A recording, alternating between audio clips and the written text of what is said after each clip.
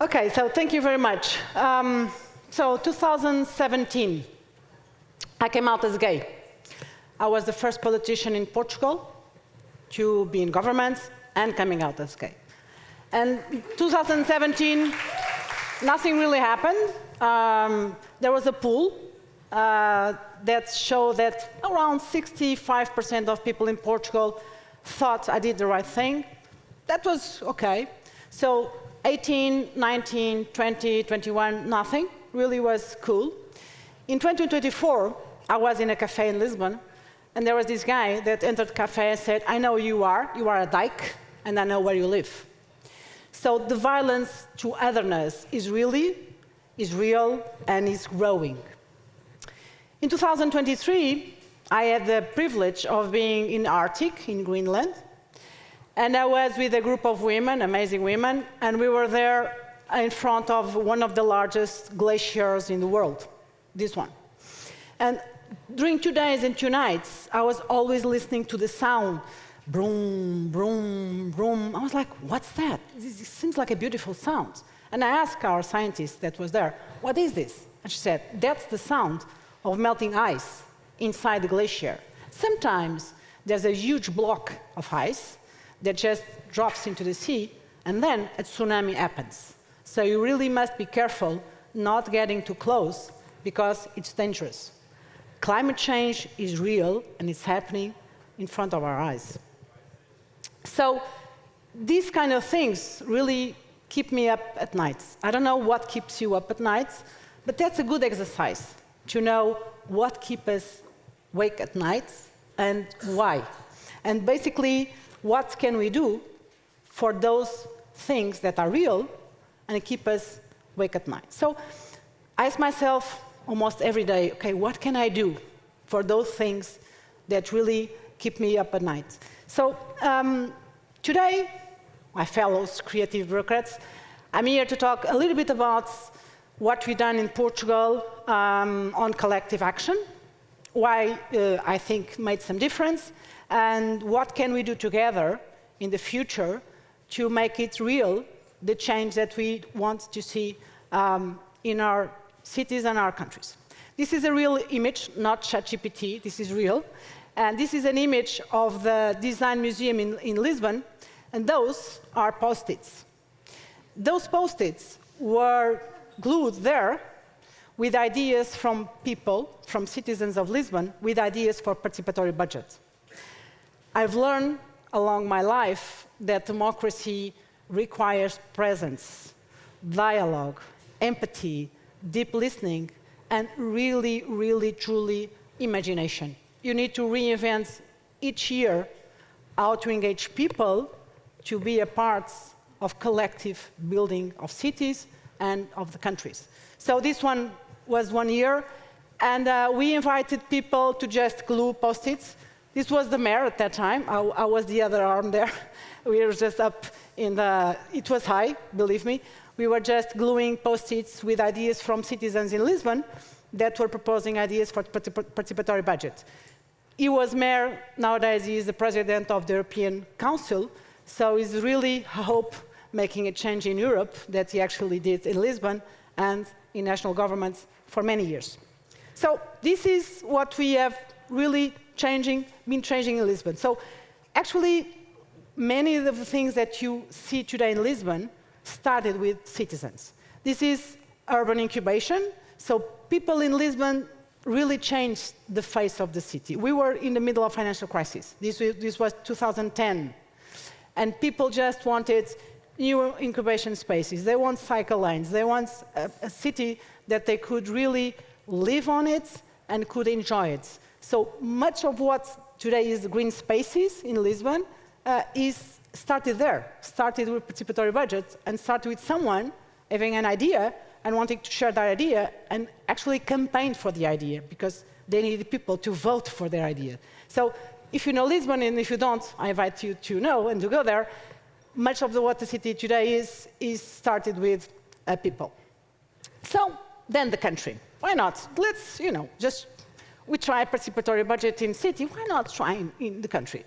So in 2015, now went into government, and because Prime Minister at the time, which was previous mayor, is a quite open and creative mind, he said, okay, let's try at the national level.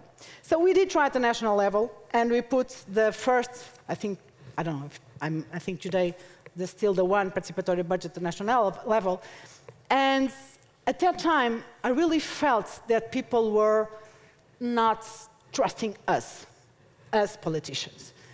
It was growing, this really huge gap between people and democratic institutions. So I decided we are not doing anything technological in participatory budgets at the national level. We are going on wheels. So we have this bus. You don't read Portuguese, but there is written Ideas for Portugal. And this bus went across the country, me sometimes on it, and we were going to village from village, city to city in the country, doing these participatory assemblies and bringing people in spaces like this and say, you get to get out of the couch and come here and meet your neighbors and think about what you want for the country. So this is the money, this is public investments, you propose ideas, and our commitment is the most voted ones will be implemented. So we went on wheels. I actually learned how to drive a lot of wheels across the way. So this was, we were just growing around groups of people. You want to participate? So we really were on wheels during those years. And these are some images that I went across several countries, several villages in Portugal. This is a really nice group of women that wanted to the Madeira broderie to be invested in. So we just went along. This is a really nice old guy that's at the project that people from the interior go to the sea because he lives in Portugal and he has never seen the sea. So we learn amazing things across this journey, and one of the most voted proposals were culture for all. Imagine. So this is some images of some heritage places in Portugal, and the most voted proposal in participatory budget was, in the year that you complete 18 years old, culture is free for everybody. So this was the most voted proposal in participatory budget at the national level. So I researched. I went to see, okay, there's a lot of participatory budgets in the world, in different cities, in different countries. What do people want? Can we find some commons between participatory budgets across continents? And we can. Basically, people want to live better. They want to live in a more green city. They want to live in cities that have good schools, good playgrounds, spaces for different generations to just, be there and have a space to engage and to make connections. So basically, the research is amazing, but you see that New York has like so similar proposals to Lisbon or Helsinki, Berlin, so many other cities in the world. So basically, people just want to live better. So this is my really crazy exercise with you, because this is a white canvas, as you can see there, and I haven't written anything on it. Because the idea is we sometimes really need to just look at the white page. And sometimes we just need to let our imagination, what it comes from there. So my challenge to you is, I have done this imagination exercise, but I would love if you also could think about for a bit, how would you envision a city in 2045? And I've done this exercise through this research and looking at what people want. And so I imagine Sofia. I will tell you the story of Sofia. So Sofia was born today in this city, Berlin. So in 2045, she will be 20 years old. And Sofia lives in a city that is basically been co-created by citizens for the last 20 years. So she lives in a city where future generations have a seat on city council. There's an empty chair when all the council ministers and the mayor sits there. Also, all policies have to pass a 50 years stress test, which means that when you decide something today, you have to do the tests. What will be that policy in 50 years? And so it's about taking care of future generations. Also, in Sofia city governments, nature has rights. So the trees really have a legal stand at city council. And of course, all annual budgets of the city are future and nature-proof. So city budget has to go through the test. What's the impact on the planet and on people, future generations? Of course, in Sofia City, this is like that, because people 20 years ago, now, really decided that they wanted to have a say on what the city council was deciding at their city. So basically, I don't know, imagine what could be a day in Sofia life.